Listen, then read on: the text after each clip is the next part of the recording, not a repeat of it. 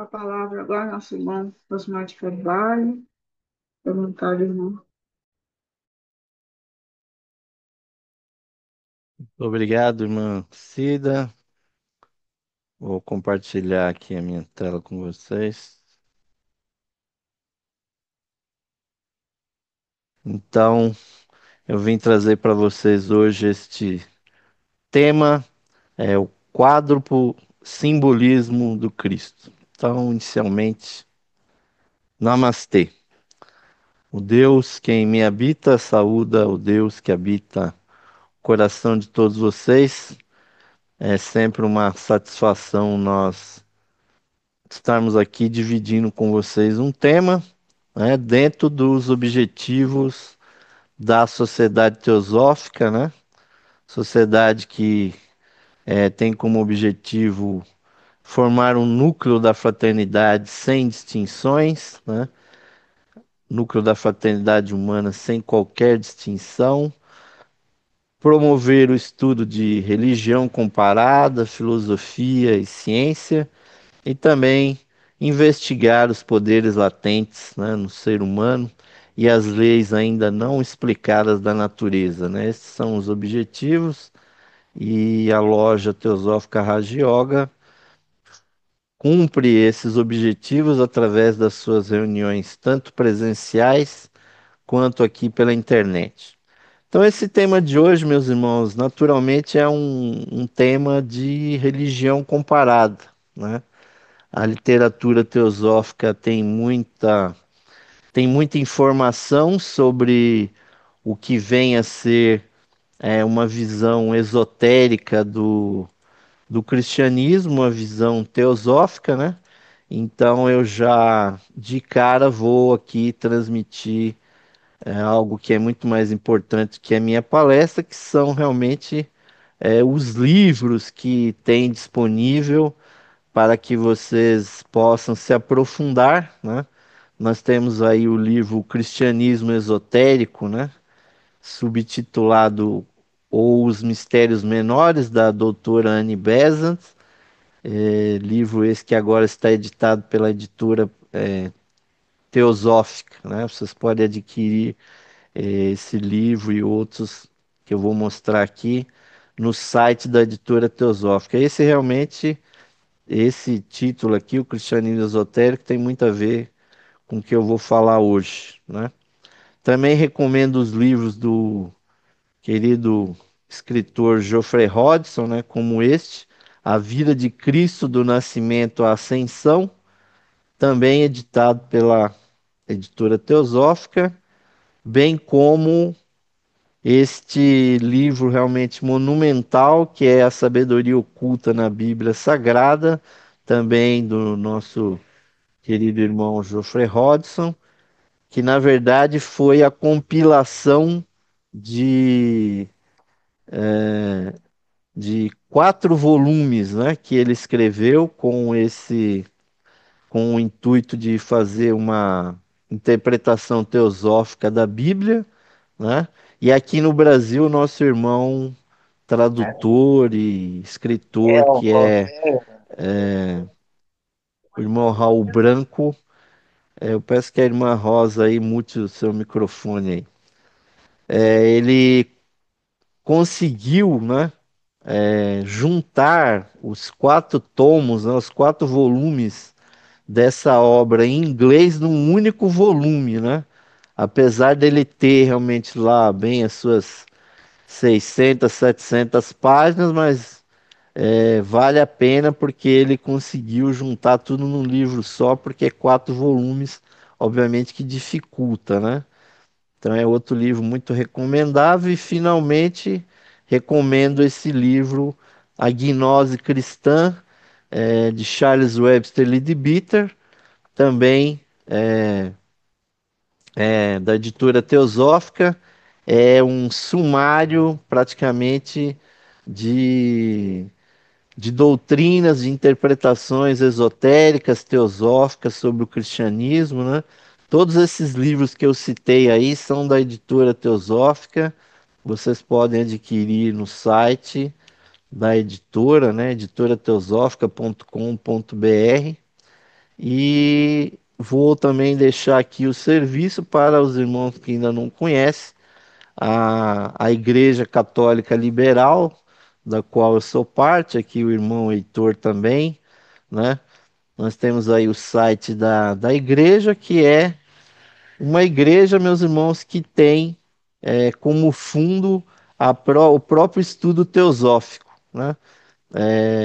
A teologia da Igreja Católica Liberal, assim, em larga escala, é a teosofia.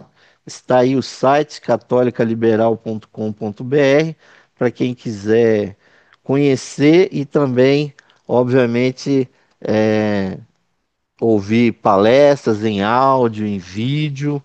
E nós sabemos que há pessoas que têm aí a vocação sacerdotal, né? Então, a Igreja Católica Liberal é uma das poucas que tem uma visão realmente mais profunda dos sacramentos, dos rituais da igreja, né? Então, eu recomendo muitíssimo. Então, dados esses recados, meus irmãos, eu posso entrar aqui no assunto, né? Existem quatro aproximações, né? Clássicas que nós podemos usar para conhecer mais sobre esse tema Cristo, né? Esse nome que é associado genericamente ao Mestre Jesus e que antigamente não era exclusividade de Jesus, nós vamos ver aí, mas que hoje em dia as pessoas usam de uma maneira bastante indiscriminada, né? E inclusive alternativamente, ao invés de dizer Jesus, elas falam só Cristo, né? Então existe a aproximação histórica, a aproximação cósmica, a aproximação, o entendimento mítico e finalmente o entendimento místico com relação a essa temática, né? Então a primeira coisa que nós temos que abordar, meus irmãos, que inclusive existem textos de Madame Blavatsky, né, a fundadora aqui da Sociedade Teosófica, onde ela menciona exatamente que naquelas priscas eras, né, em que começou o cristianismo, né, nos anos subsequentes à morte de Jesus, existiam termos que eram agregados ao nome das pessoas assim que se destacavam naquele ambiente judaico, né, onde Jesus nasceu. A gente não pode esquecer, né, que Jesus nasceu na comunidade judaica, né, era um hebreu, jamais renegou a religião onde ele nasceu. Então, na verdade, ele disse que ele veio, inclusive, justificar, né, ou cumprir os mandamentos daquela religião. E naquela época, né, as pessoas tinham acrescentados ao seu nome, principalmente o termo Crestos, né? Crestos, que quer dizer simplesmente bom. Então, se alguém, ao nome de alguém fosse acrescentado o nome Crestos, quer dizer que aquela era uma boa pessoa, era uma pessoa exemplar, uma pessoa de destaque na comunidade, né? E para algumas pouquíssimas pessoas era dado, era aduzido ao nome, o termo Christus, né? Que quer dizer ungido, né? Então, aí que nós começamos, meus irmãos, a nos aprofundar no que significa esse termo, né? E vamos abordar, obviamente, a, a separação que deve haver entre o termo Jesus e o termo Cristo. Porque ele se transformou no Cristo, ou seja, no ser ungido, em algum momento, né? E que momento foi esse? O grande momento da, da unção, né, de Jesus foi quando ele foi batizado, né, no Rio Jordão, que na verdade é um córrego que passa ali, que o pessoal chama de rio, né? Porque não, é uma coisa muito simplória ali. Mas ali estava quem? O primo de Jesus, João Batista, e Jesus, depois de ter desaparecido vários anos, ele ressurge para começar um ministério público. E ele encontra com João Batista, né, que era conhecido assim, porque justamente ele batizava as pessoas, né? E Jesus se aproximou dele e pediu que ele o batizasse. E João Batista, inclusive, praticamente recusou fazer isso, porque ele disse: Eu sou indigno de, é, de te batizar, né? Mas Jesus também, olha, cumpre o seu dever e assim mesmo com Jesus insistindo, então João Batista o batizou com água, mas disse que ele no futuro batizaria com fogo. E dizem, e o que conta as Sagradas Escrituras é que nesse momento, então, a pomba do Espírito Santo, né, que obviamente é um termo aí simbólico, ela baixa sobre Jesus, né? Então aí nós temos praticamente o momento que Jesus se transforma no Cristo. Foi nesse momento que a unção, meus irmãos, do alto, que a unção divina, ela é, cristificou, né? Transformou em Cristo ao Jesus histórico, né? E essa descida do poder criativo divino, que é o Espírito Santo, né? Na verdade, é o poder feminino da divindade, a energia que tudo cria, que tudo transforma. Ela então unificou o Jesus histórico com o próprio Deus. E aí, meus irmãos, é que está o grande mistério dessa religião, né? A religião é chamada cristã, né? É cristianismo, não é jesuísmo, né? Como outras religiões aí falam do personagem histórico como sendo o próprio centro da religião. Então, o cristianismo, meus irmãos, é a religião desse fenômeno que aconteceu com Jesus, a descida da unção, não é? E ser cristão é uma coisa extremamente difícil, meus irmãos. Para vocês terem uma ideia, no Novo Testamento inteiro, só há 3 passagens que mencionam a palavra cristão. Porque para a pessoa ser cristã, ela teria que ter passado exatamente essa mesma experiência mística, uma experiência espiritual que Jesus passou. Ser cristão é diferente, meus irmãos, num sentido mais profundo, do que simplesmente crer, ser um crente dos ensinamentos da palavra da Bíblia, ou o que dizem os pastores, o que dizem os padres, os pregadores, né? Hoje em dia, a pessoa acha até que ligando uma televisão de madrugada, é, ligando um rádio aí, ou a própria internet aí, pelos canais do YouTube, as pessoas acham que se convertem, né, a, a, a essa palavra divina e aí elas se tornam cristãs. Não, meus irmãos, para ser realmente cristão, é preciso sentir essa unção, essa união com o divino, que na verdade é uma coisa altamente teosófica, porque esse momento que Jesus passou ali é o que na teologia é chamada de teose, ou seja, onde o indivíduo se une com Deus.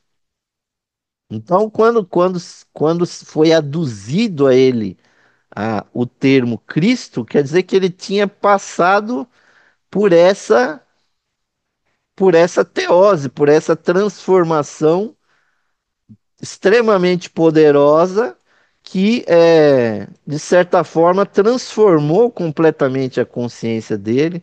Ele passou então a ter uma pregação pública, né, que durou 3 anos, né?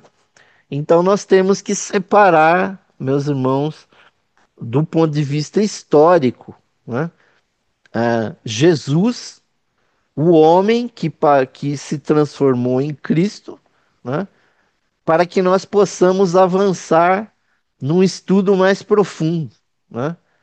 Porque muitos escritores, meus irmãos, do cristianismo, principalmente Santo Agostinho, ele mencionou que o Cristo já estava presente antes de Jesus, porque essa unção divina, meus irmãos, sempre existiu e sempre existirá.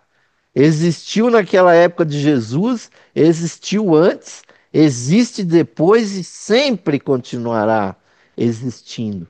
Mesmo quando toda a história de Jesus for esquecida e não tenham essas palavras como alguma coisa impossível, meus irmãos, porque o ser humano tem esses dois poderes, né? Muito fortes: o poder de lembrar e o poder de esquecer, porque muitas religiões, filosofias já existiram no mundo que nós não conhecemos. E muitas que nós até conhecemos, nós é, já, de certa forma, esquecemos dela, né? Quem é que sabe alguma coisa sobre o mitraísmo, sobre Mitra, sobre a religião de Orfeu, sobre a religião das mitologias egípcias, né? Que as pessoas acreditavam piamente que Horus era o filho de Deus, que ele tinha nascido, né, de uma mãe, de um nascimento virginal, de uma mãe virgem, né? Ou quando os cristãos chegaram na Índia e ficaram sabendo que Krishna nasceu de uma virgem, né? Eles começaram a se perguntar, mas espera aí, quem que copiou quem aí, né? Fomos nós cristãos que copiamos a história de Krishna ou foram os hindus que copiaram os cristãos, né? E hoje em dia, meus irmãos, se sabe que existem 80 e tantas histórias espirituais nas culturas religiosas do mundo, aonde acontecem os mesmos relatos que aconteceram na vida de Jesus, né? O nascimento virginal, a, a perseguição quando ele era criança, o aprendizado juntamente com as pessoas mais avançadas da época. Depois ele começa a pregar e dizer que é o filho de Deus, e aí ele é perseguido, né? Morto das mais diversas formas, né? Até aqui nas Américas nós temos o Quetzalcoatl, né? Que tem essa mesma história, né? E aí as pessoas podem ficar se perguntando, mas isso aí é uma cópia? Um copia o outro? Não, meus irmãos, nós vamos ver que há um mito aí por trás disso, um mito poderoso ao qual a historicidade desses personagens ele é adicionado ao que se relata sobre essas pessoas. Então, meus irmãos, Jesus foi um homem, né? Obviamente que um homem extraordinário, que pode ser colocado, obviamente, na lista dos grandes profetas, né? Profetas que são os homens que apresentam Deus para os seres humanos, né? Fazendo um papel muito mais profundo do que o dos sacerdotes, né? Os sacerdotes apresentam os seres humanos a Deus e os profetas apresentam os pensamentos, os vaticínios, as previsões, os projetos de Deus para o ser humano. E Jesus então pregou um evangelho, ou seja, uma boa nova extremamente poderosa. Ele tentou de todas as formas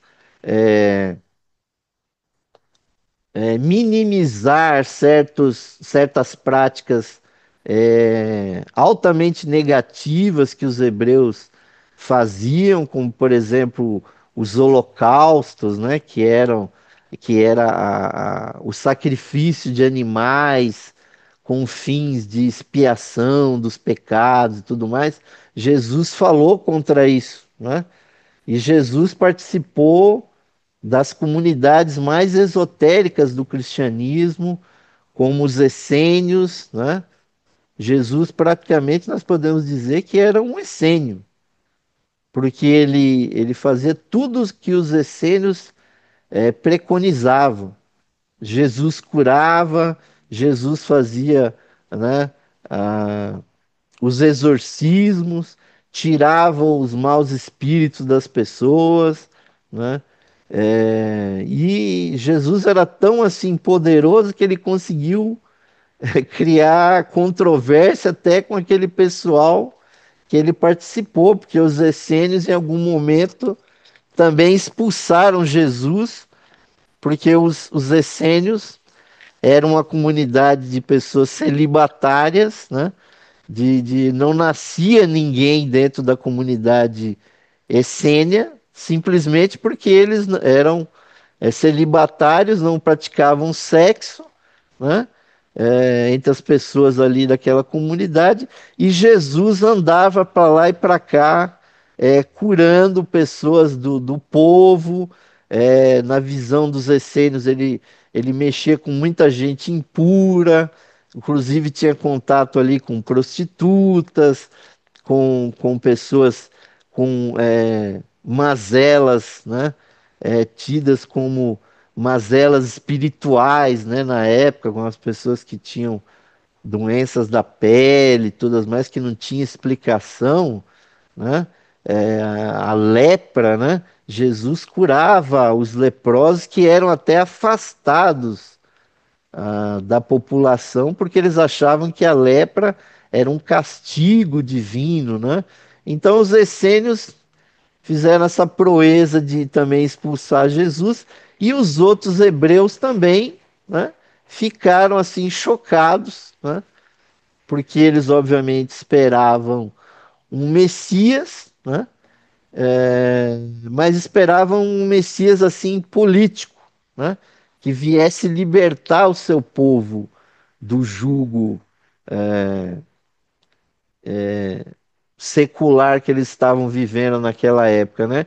E Jesus não, por assim dizer, não preencheu essa expectativa e conforme ele ia pregando, dizendo que era o Filho de Deus e demonstrando realmente poderes altamente profundos, né?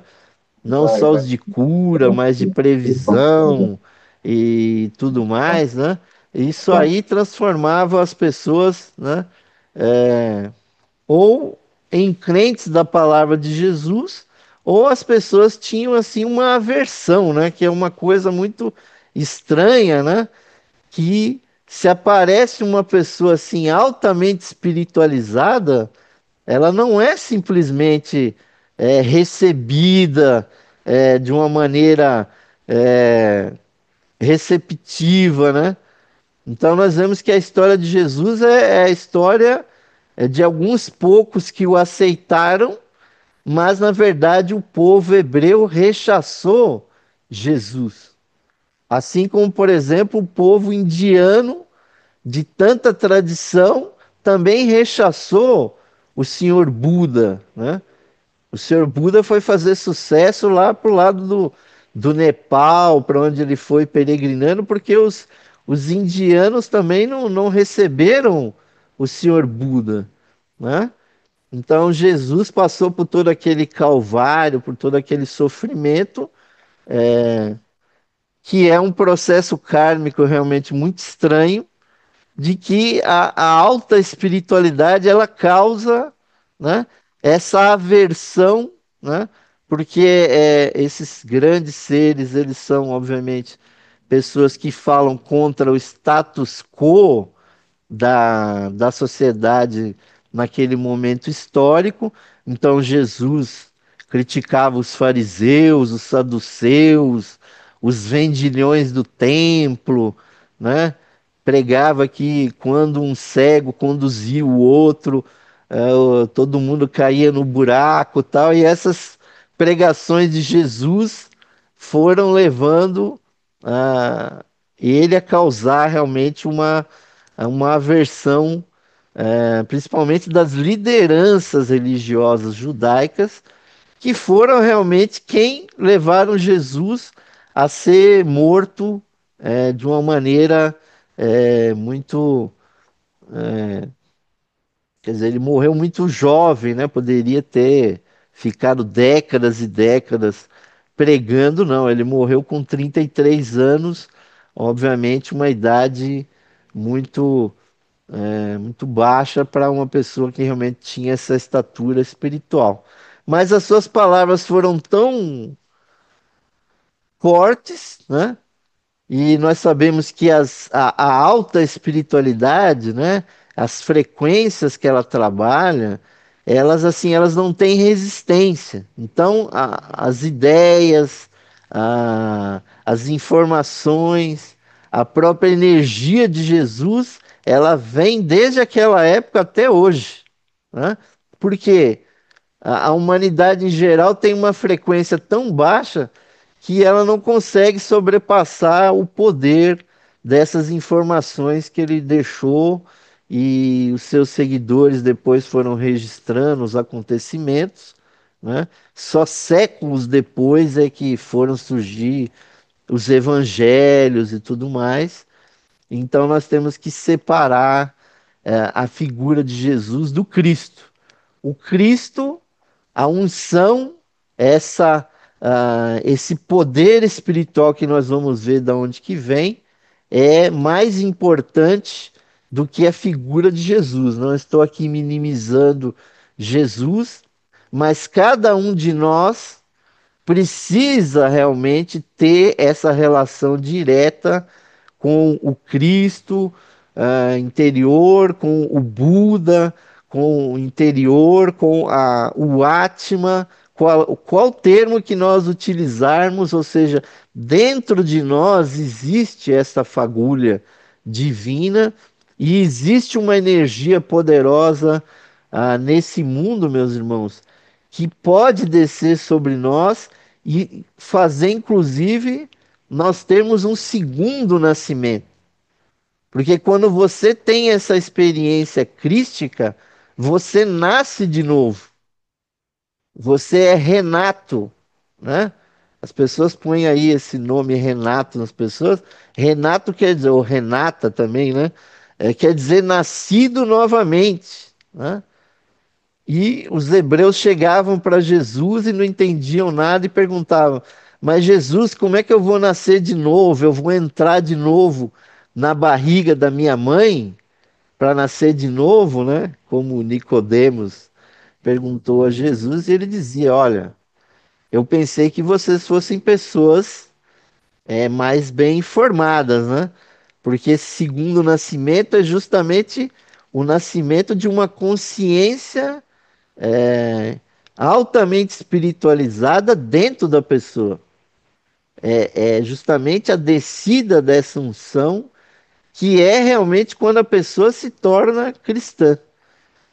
E então, vencendo essa parte aqui, meus irmãos, eu vou citar uma coisa aqui científica, né? Porque para não ficar só falando de religião. Essa daqui é a astrônoma norte-americana Vera Rubin, né?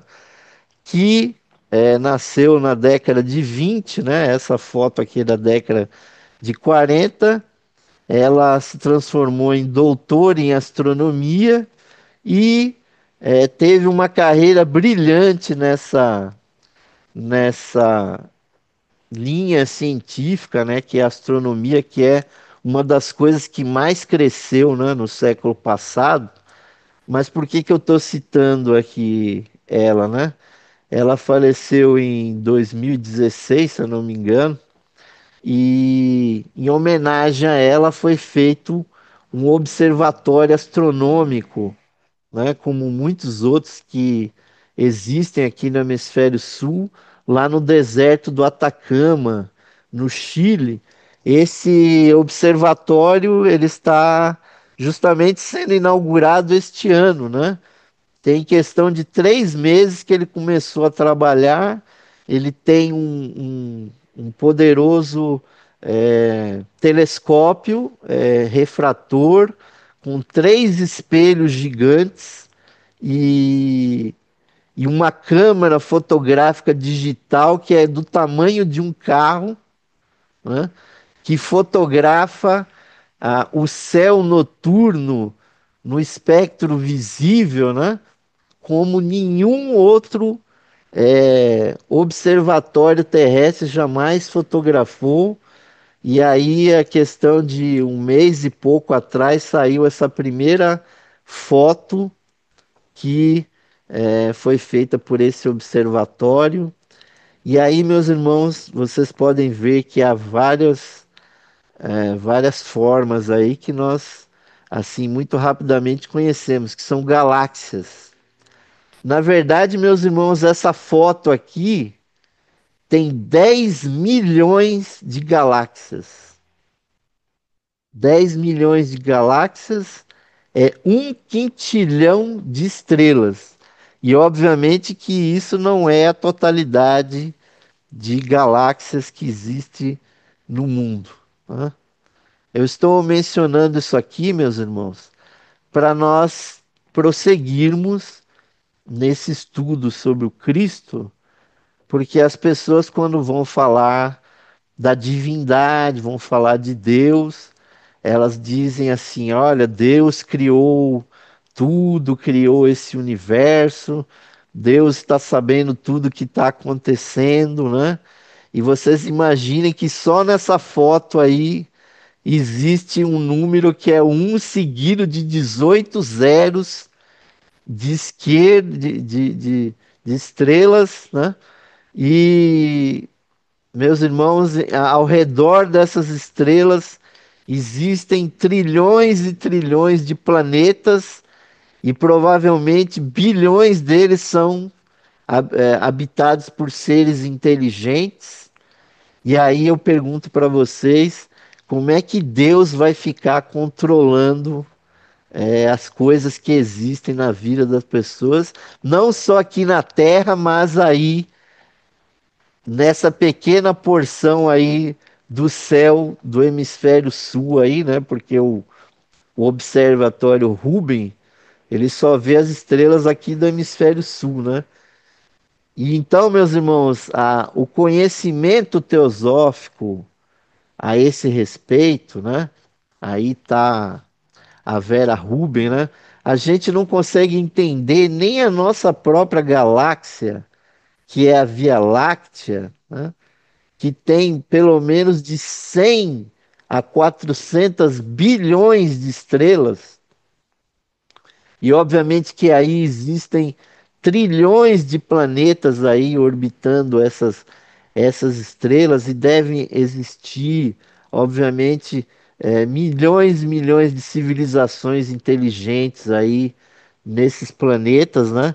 Seria uma bobagem assim completa nós acharmos que a vida se desenvolveu só aqui no planeta Terra, né? Pelo acaso da colisão dos átomos e tudo mais, né? Então, meus irmãos, o grande local aonde a, a presença de seres divinos acontecem e que nos afetam é aqui, meus irmãos, no nosso sistema solar, né? Nós vivemos dentro de uma célula, né, da divindade que é o sistema solar, né? Nós estamos afastados da estrela mais próxima do Sol a cerca de 4 anos-luz, né, de distância. Isso são 16 trilhões de quilômetros, né? A próxima Centauri, né, que é a estrela mais perto aqui do nosso Sol. Então, meus irmãos, o que os antigos perceberam, né, é que existe no nosso sistema solar uma hierarquia, né? Hierarquia é uma palavra que quer dizer governo sagrado, né? É hieros, que é sagrado, e arcos, que é governo, né? E a cabeça disso tudo, meus irmãos, é uma consciência cósmica, né? Que as religiões chamam de Deus, né? Mas é a partir dela é que tudo acontece, né? E o que todas as grandes religiões do mundo falam é que a a divindade ou Deus, ele é tríplice, né? O grande símbolo aí cristão para triplicidade da Trindade é a triquetra, né? Que era um símbolo que era muito usado pelos celtas, né? E o cristianismo acabou se apropriando desse símbolo aí, porque ele mostra exatamente essa triplicidade da face de Deus, como Pai, Filho e Espírito Santo, né? Então, e o princípio crístico, meus irmãos, é justamente a segunda pessoa dessa trindade. Dentro desse mistério da triplicidade na unidade, né? A segunda pessoa da trindade, né? Numa interpretação, obviamente, cósmica, né? Aí nós estamos falando do Cristo cósmico. E cósmico no sentido do sistema solar, né? Não devemos jamais tentar expandir isso para o resto do universo, porque as pessoas confundem até na doutrina secreta, né? Madame Blavatsky, quando vai falar de cosmos, ela diz muito claramente lá no primeiro volume da Doutrina Secreta, ela dá um aviso. Olha, o que eu abordo aqui nesse livro, A Doutrina Secreta, é sobre o nosso sistema solar e o que é visível ao redor dele, né? Existem até muitos teosofistas que tentam aí colocar isso para o universo como um todo, meus irmãos. E vocês vejam, só naquela foto que eu mostrei lá, que é impossível você tentar imaginar qualquer consciência que fosse capaz de abranger tantos e tantos trilhões e quadrilhões de planetas, estrelas e tudo mais. Agora, aqui no nosso sistema solar, aí sim, os indianos, né, chamam também essa unidade, né, de Trimurti, né? A Trimurti que tem Brahma, Vishnu e Shiva, né? Ou seja, é exatamente isso que vocês estão vendo aí, que o cristianismo fala de Deus Pai, Deus Filho, e isso tudo é conectado como pelo Espírito Santo, que é representado na iconografia cristã como a pomba, né? Essa aí foi a façanha que o cristianismo conseguiu, porque né, de esconder o aspecto feminino de Deus, né? Porque em todas as trindades do mundo, a trindade é pai, mãe e filho, né? Como na trindade egípcia. né? É Osíris, é Ísis e Horus, né? Agora o cristianismo transformou o lado feminino de Deus nessa energia misteriosa que é o Espírito Santo, que as pessoas não sabem que forma que tem, aí a teologia diz que é uma pomba, que é uma chama que desce, que Deus é uma sarça ardente, né? Que é uma chama que fica pegando fogo e tudo mais, e ficou obnubilada, né? Desculpe o termo aí, mas ficou ocultado o princípio feminino nessa trindade. Mas para o nosso estudo aqui, o que importa mesmo é a segunda pessoa, que é o Cristo. Então Jesus ficou, obviamente, identificado com essa figura do Cristo, mas o fato é, meus irmãos, que na Bíblia e nos escritos teológicos, quando se está mencionando Cristo, está se mencionando a segunda pessoa da Trindade, que em termos teosóficos, o princípio crístico, o princípio búdico, né? O princípio da consciência, né? Então, quando nós temos lá no famoso credo cristão, né? Que diz, né, que Jesus nasceu, né, da Virgem, por meio do Espírito Santo, né? Aquele credo ali, se for interpretado esotericamente, ele é uma verdade assim profunda, porque quem cria o mundo, né, assim como qualquer espécie, é o aspecto feminino, né? É aquele caos primordial, né? Quando começa o texto do Gênesis, se diz ali que o Espírito de Deus pairava sobre as águas do abismo, né? Então, esse caos, esse abismo, na verdade, nem é tão caótico assim. Ele é, na verdade, a matriz, né? O receptáculo que vai receber a consciência, né? Então, quem recebe a consciência é o Espírito Santo, é a matéria, né? É essa possibilidade de gerar essa consciência, né? Então, isso em termos teológicos, às vezes é muito difícil de compreender como que os antigos, eles tinham essa visão, por assim dizer, mitológica, né? Que nós vamos ver mais para frente que tem mais mitos aí, né? Mas eles não diziam as coisas assim de forma muito clara, né? Eles colocavam isso em termos simbólicos, né? E obviamente que essa figura aí que eu estou mostrando é muito clássica na iconografia cristã, mas obviamente que não são pessoas, e nem é, o Espírito Santo nem é uma pomba, ou não é uma serpente, né?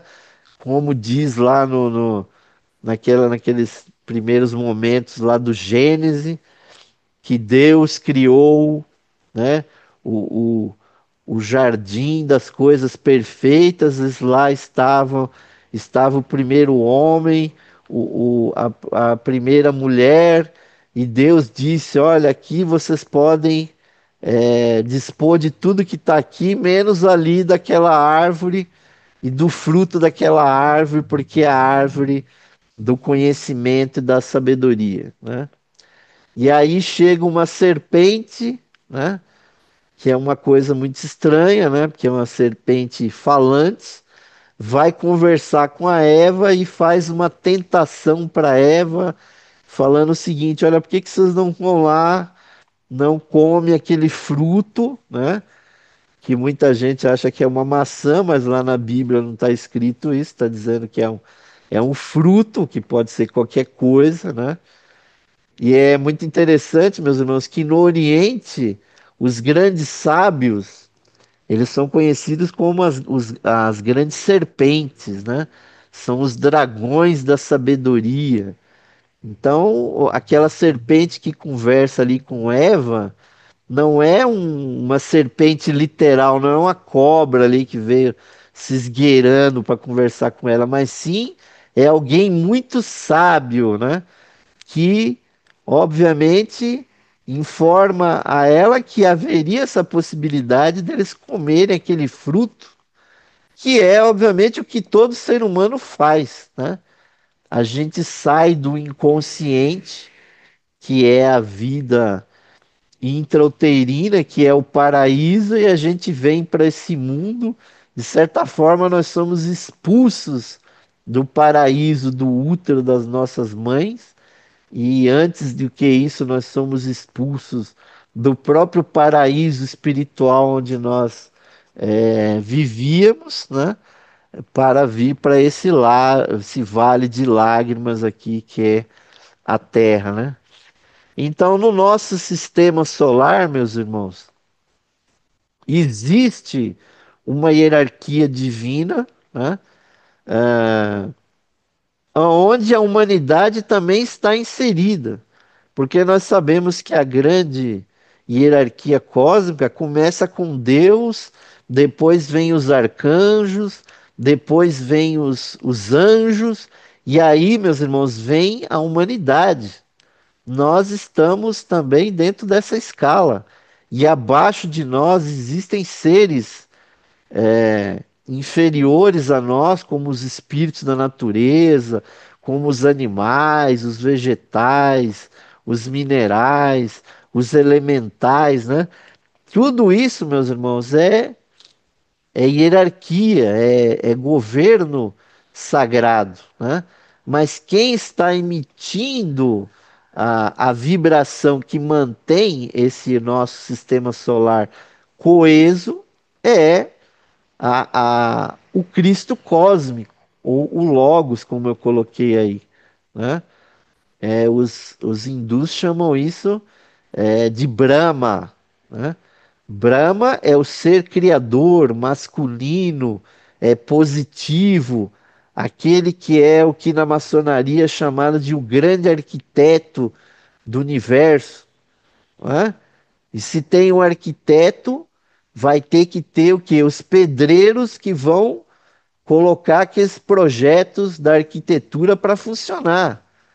E quem põe esses projetos para funcionar, para acontecer, são os arcanjos, são os anjos e nós também, seres humanos, né? Então, dentro de nós existe essa consciência. Então, o Cristo em nós, meus irmãos, é essa consciência divina que nós temos idêntica à própria divindade. Então, esse é o segundo aspecto da compreensão do Cristo. Mas há também o Cristo mítico, né?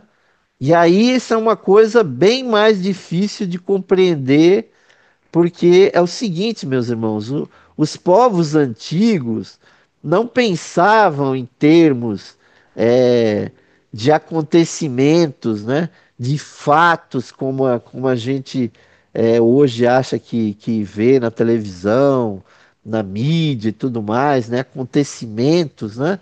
Se a gente pega a Bíblia, não é um livro de acontecimentos, por mais que pareça, meus irmãos, que Jesus nasceu aqui, andou para ali, na verdade, o que importa realmente para os escritores da Bíblia, né, para o público-alvo para o qual a Bíblia foi escrita, porque a Bíblia, meus irmãos, não foi escrita para os 95% de analfabetos que existia lá entre o povo hebreu, né? Isso aí só veio a mudar agora recentemente, nos últimos 100 anos, né? Até o ano 1900, 70% da humanidade era analfabeta, era iletrada, né? Não é para esse público que esses livros foram escritos. E Madame Blavatsky, quando ela escreve a Doutrina Secreta, ela diz que na antiguidade existia um simbolismo arcaico, né, primitivo, né, antigo, e que os escritores, não só da Bíblia, mas das outras escrituras orientais, eles dominavam o simbolismo, né? Então a gente hoje em dia acha que o que é importante é um fato, né? Ah, fulano, aconteceu um crime ali ontem, alguém foi fuzilado lá na Praia Grande, felizmente, lá perto do irmão Heitor, né? E aí, daqui a alguns anos, né? Isso aí pode até se transformar numa lenda, né? É assim que as coisas funcionam. Depois de alguns anos, algumas décadas, aquele fato pode se transformar numa lenda, né? Depois ela vai passar, né? Depois que passarem séculos, né? Isso daí pode se transformar numa informação completamente mítica, né? As pessoas não vão conseguir mais saber exatamente sobre o fato. Elas só vão é, saber coisas relativas a verdades muito profundas, né? Porque há certos fatos, meus irmãos, que não têm sentido cósmico, né? É, per si, né? Por exemplo, alguém chegar no jornal da manhã e dizer assim: olha, hoje o sol nasceu. O sol está nascendo no planeta Terra há 4 bilhões de anos, meus irmãos. Agora, a relação da Terra com o Sol, a relação dos seres vivos e espirituais na Terra com o Sol, ela é algo perene durante todo esse tempo. Então, isso, meus irmãos, é um mito. E o grande mito que está por trás da vida de Jesus é esse mito, essa relação da Terra com a fonte de tudo, que é a estrela, que é o Sol, né? Então a vida de Jesus foi ajustada ao próprio calendário solar. Por exemplo, ninguém sabia exatamente quando foi que Jesus nasceu. Mesmo aqueles pesquisadores que vão atrás das, daqueles segmentos judaicos que começaram a acreditar em Jesus, né? Os primeiros gnósticos, né? O que se descobriu é que os gnósticos dos primeiros 2, 3 séculos comemoravam o nascimento de Jesus em mais de 100 datas diferentes. Então, se aquela pessoa, Jesus histórico, eles não sabiam que dia que ele nasceu, porque eles comemoravam durante o ano todo, só foi lá no terceiro século é que o Papa Júlio, já da igreja, podemos dizer assim, ortodoxa, né, que estabeleceu, não, Jesus nasceu no dia 25 de dezembro, né? Que é o que esse dia, meus irmãos? É o dia do solstício. Dia esse em que outros grandes salvadores do mundo já tinham o seu nascimento comemorado, como Osíris, como Mitra, como Atis, Adonis e outros, né? Já se faziam festas, né? Para comemorar esses grandes santos da antiguidade, né? E aí Jesus entrou também nesse ajuste. Então, o que que você, quando a gente comemora o nascimento de Jesus no dia 25 de dezembro, o que está se comemorando ali, meus irmãos, não é o nascimento de um homem, mas sim é um instante em que o planeta Terra está mais perto do Sol. Esse solstício de dezembro, meus irmãos, é o momento em que a Terra está mais perto do Sol. A Terra, inclusive, acelera, né, a velocidade da sua translação. E hoje em dia não é mais no dia 25, né, pela precessão dos equinócios. Isso acontece alguns dias antes, mas há 2000 anos atrás era no dia 25. Então aí a historicidade de Jesus foi adaptada, por assim dizer, com a ideia do próprio calendário do Sol, né? Como, por exemplo, nós vemos, né, se eles não sabiam o dia que ele nasceu, vamos analisar então, meus irmãos, o dia que Jesus faleceu, né?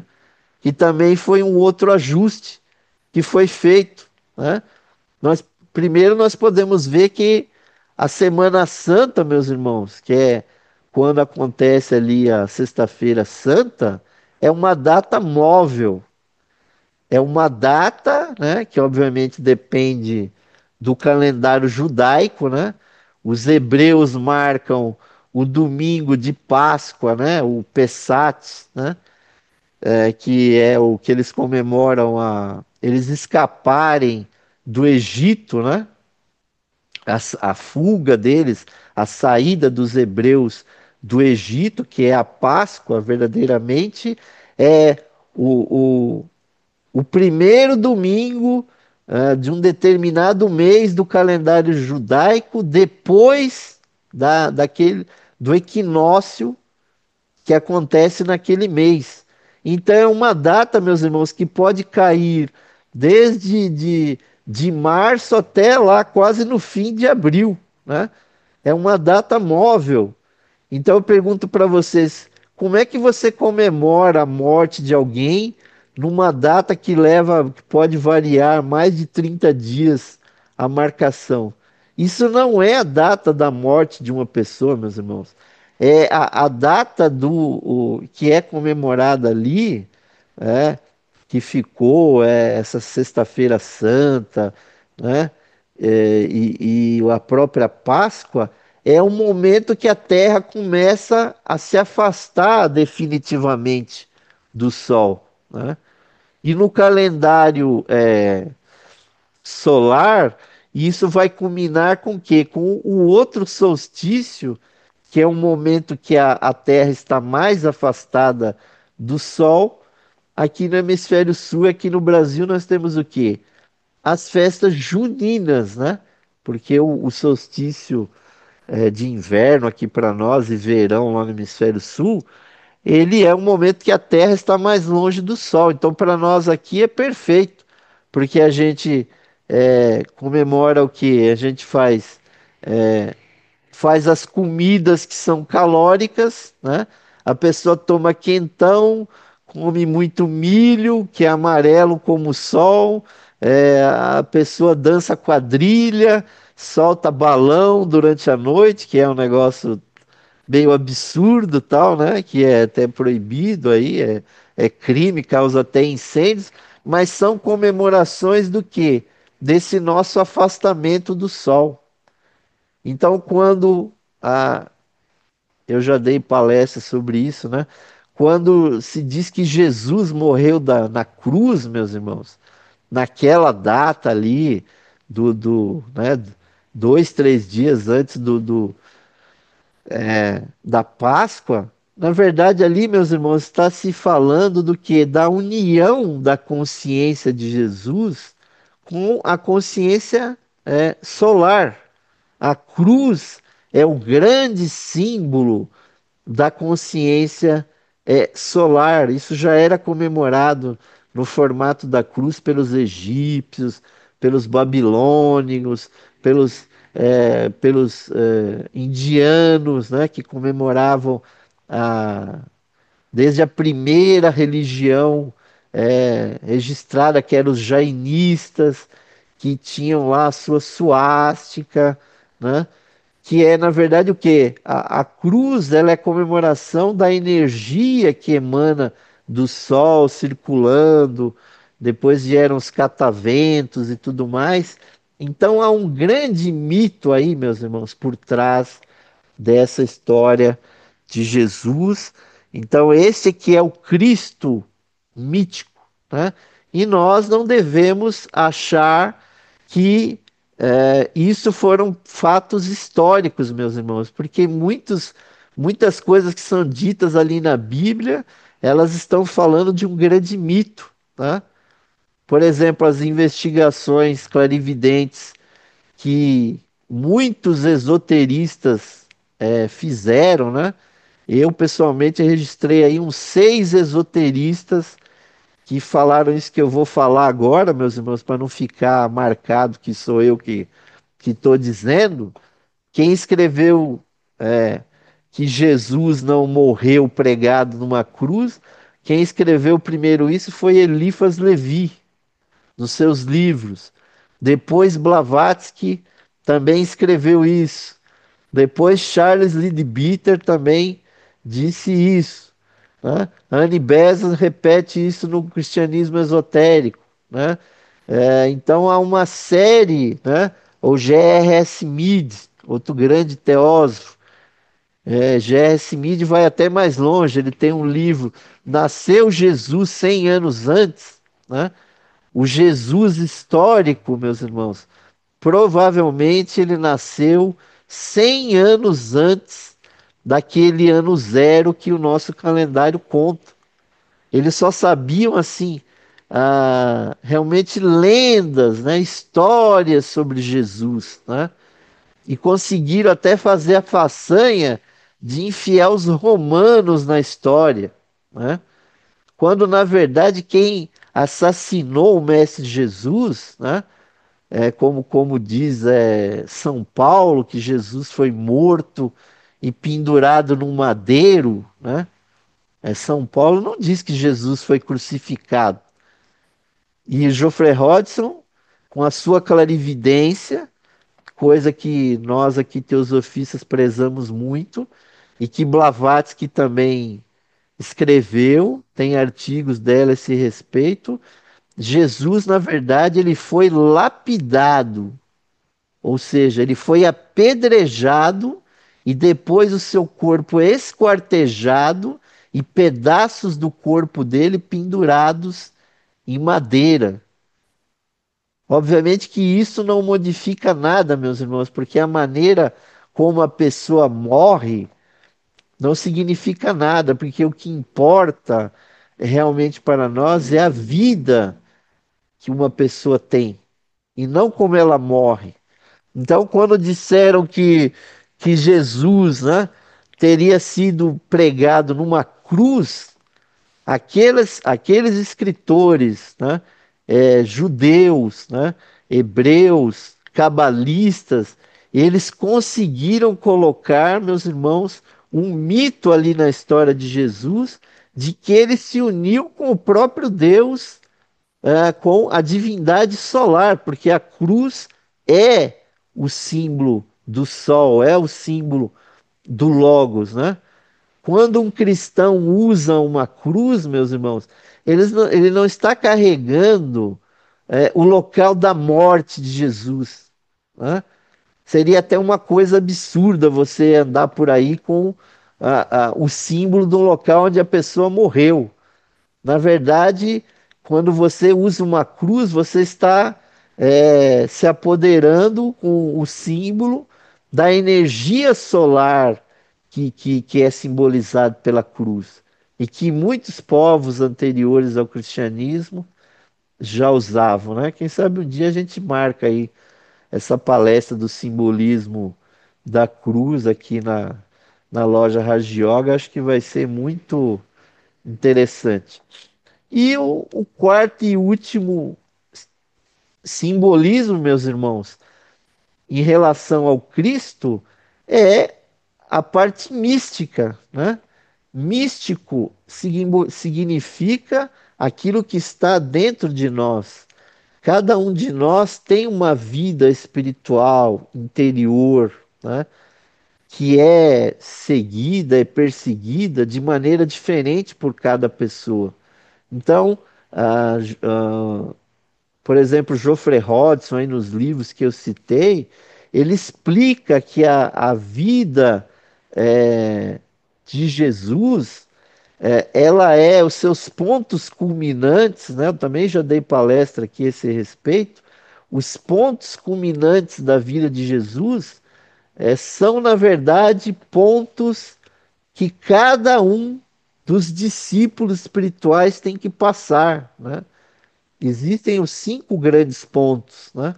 Que são na vida de Jesus e que ele, obviamente, passou esses processos.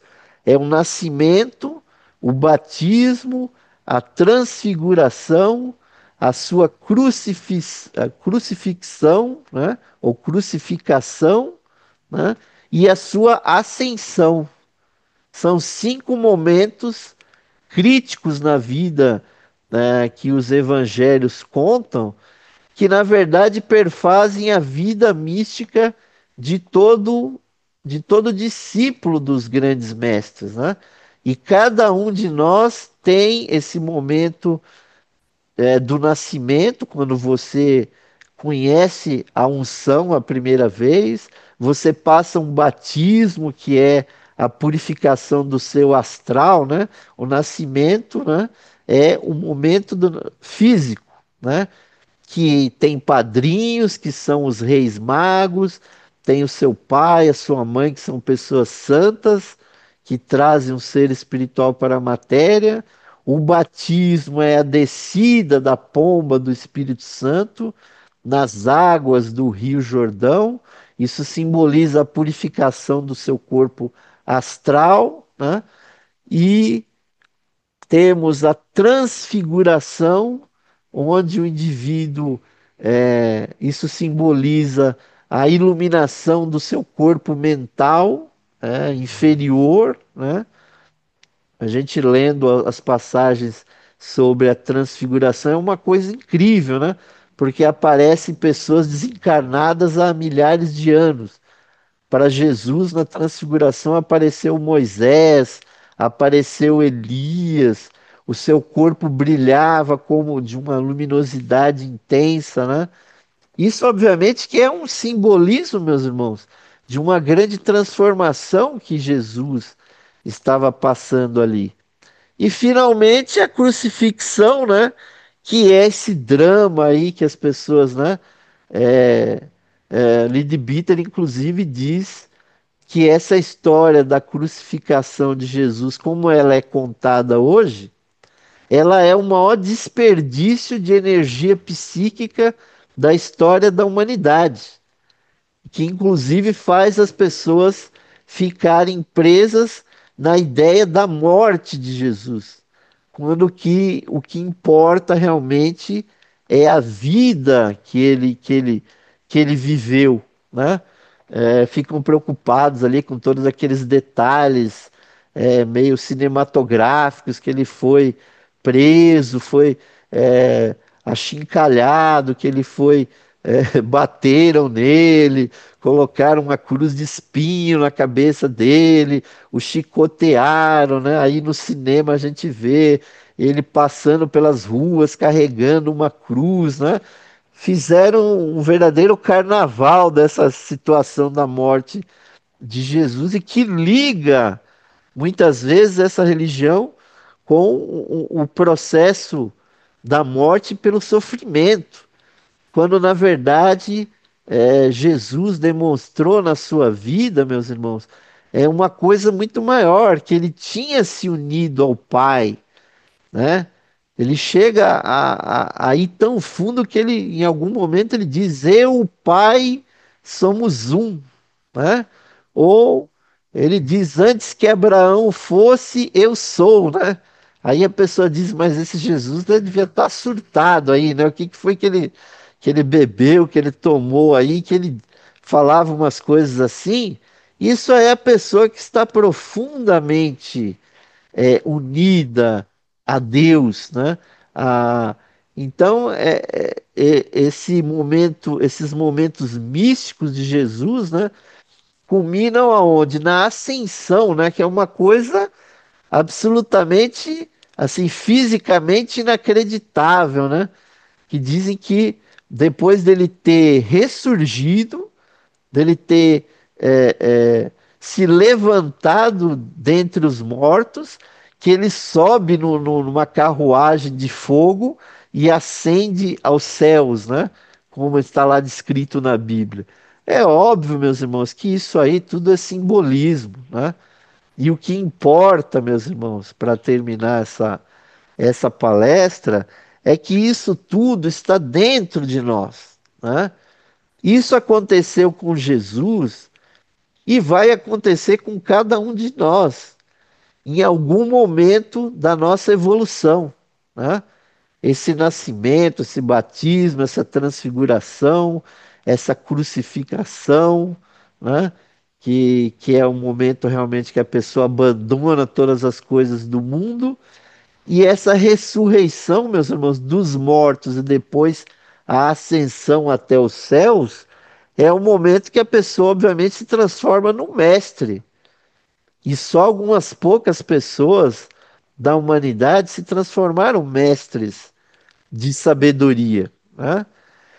Então, meus irmãos, é assim, muito resumidamente, são esses os pontos, né, que trazem esse simbolismo quádruplo da vida do Cristo, que não era só Jesus, meus irmãos, Jesus realmente se cristificou, né?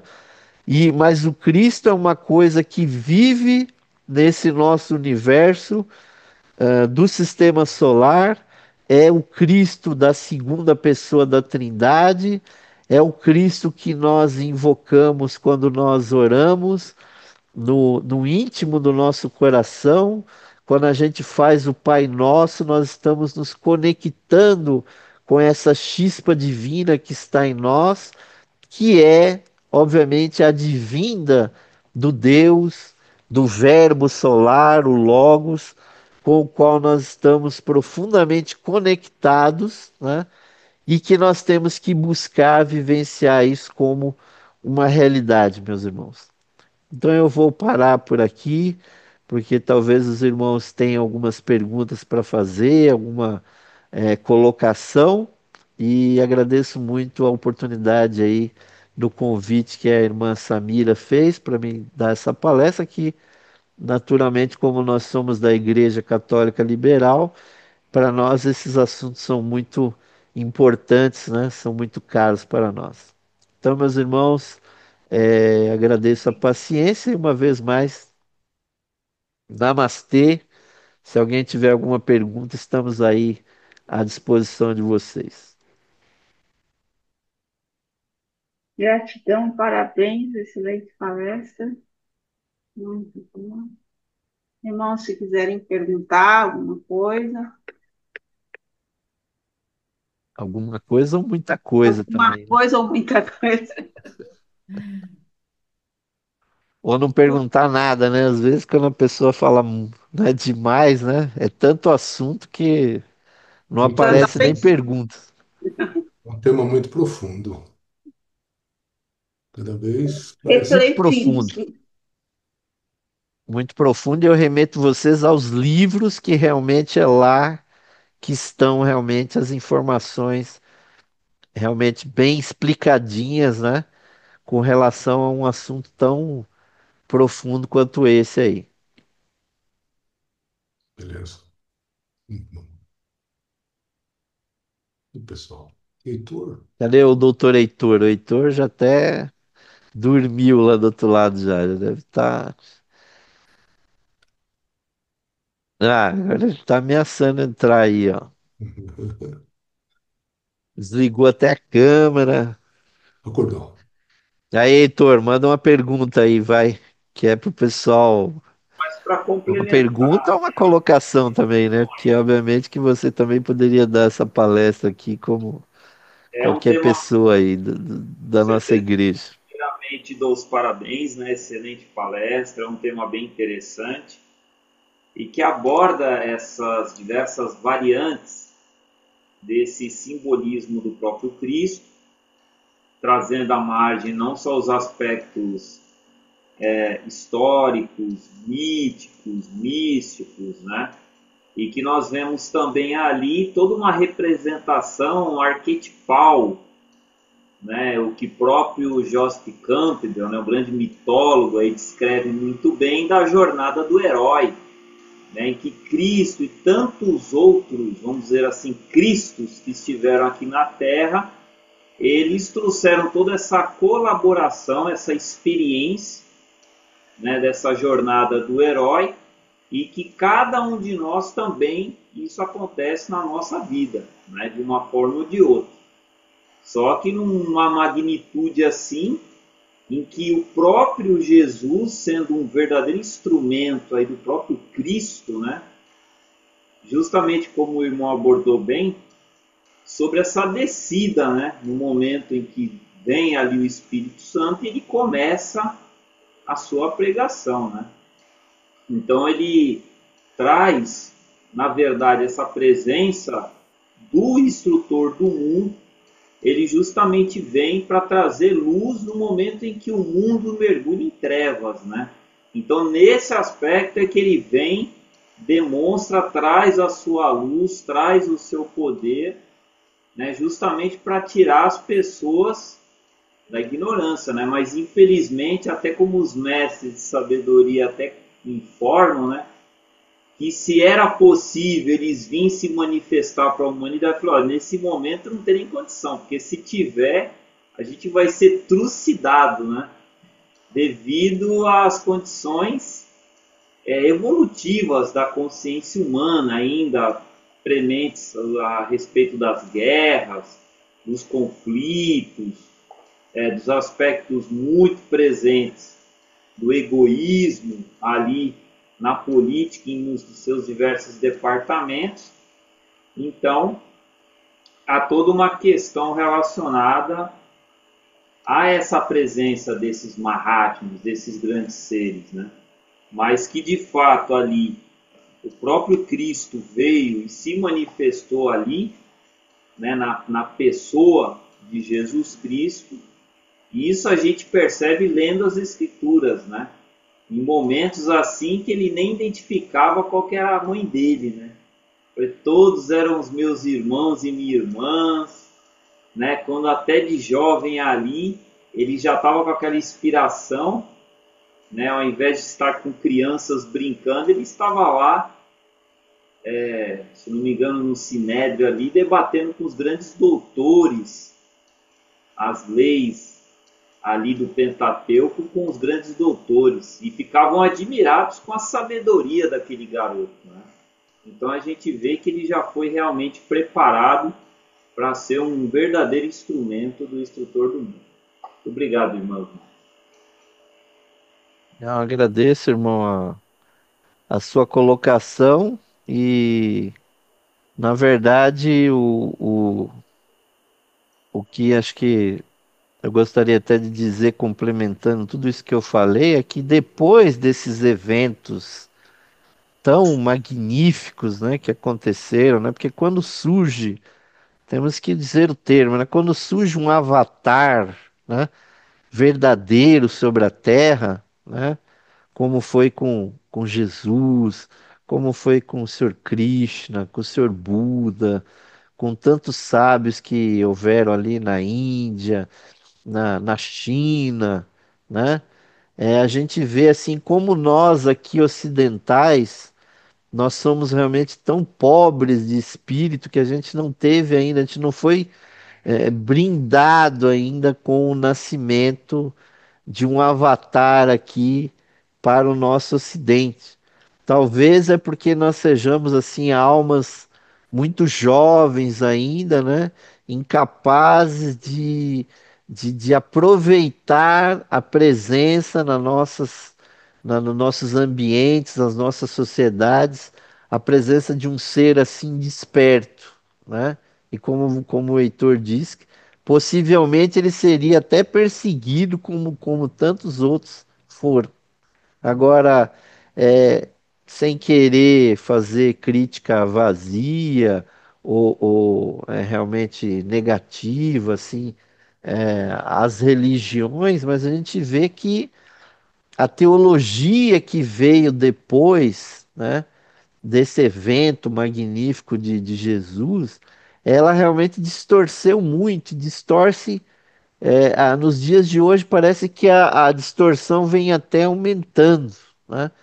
e as pessoas acham, isso é uma coisa que a teosofia tem que esclarecer muito, é, que existe uma ideia muito errada, não só no cristianismo, mas em outras religiões, que é a ideia da substituição vicária, né?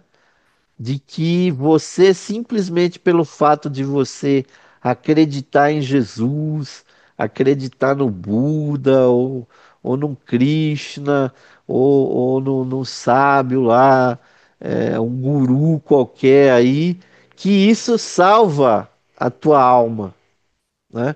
Que isso redime os seus pecados. E isso, meus irmãos, causa uma série de problemas, né? Porque a pessoa acaba delegando para sacerdotes, para padres, para pastores, né? Arrecadadores aí de dízimos, né? E outras coisas, ao invés da pessoa viver a sua vida espiritual e se salvar, se autoconhecer, a pessoa fica imaginando que vai vir um ser que morreu há 2000 e tantos anos atrás, ou até, né, 5.000 anos atrás, né? Eu mesmo estou esperando o Osíris voltar lá, né? Tantos séculos que o fulano desapareceu lá no Egito, mas ele não volta, né? É um negócio assim chato a gente ficar esperando a volta de Jesus, a volta de Osíris, né? E essas coisas, quando na verdade isso aí tem que voltar onde? Dentro do nosso ser, do nosso coração. E a teosofia ela tem esse poder que ela põe essa informação, é que cada um é responsável pela sua evolução, que nós estamos construindo com karma, com dharma, através de inúmeras encarnações, reencarnações, nós construímos a nossa libertação, a nossa iluminação. Isso não depende de uma outra pessoa, não depende de uma organização, não depende de uma igreja, de uma ordem. Essas coisas todas são acessórias para a nossa evolução. Então, eu acho que o que é bonito na teosofia, na sociedade teosófica, é que a gente esclarece às pessoas que o universo é regido por leis perenes, né, que acontecem em todos os pontos do universo e que não adianta esperar que vai vir um salvador de fora, né, de qualquer tipo, religioso, político, econômico, né? Ninguém de fora vai realmente nos transformar, né? Nós precisamos tomar essa evolução nas nossas mãos e fica sempre de parabéns uma loja como a nossa que está aí vibrando, trazendo sempre esses temas, porque isso vibra no mundo e transforma o ambiente das nossas comunidades. E por menor que seja o número de pessoas, mas tem sempre alguém se esclarecendo, ouvindo, vendo esses vídeos na internet, no canal do YouTube aí da loja, da sociedade. E é isso que vale, meus irmãos. Então fica aí essa última mensagem aí.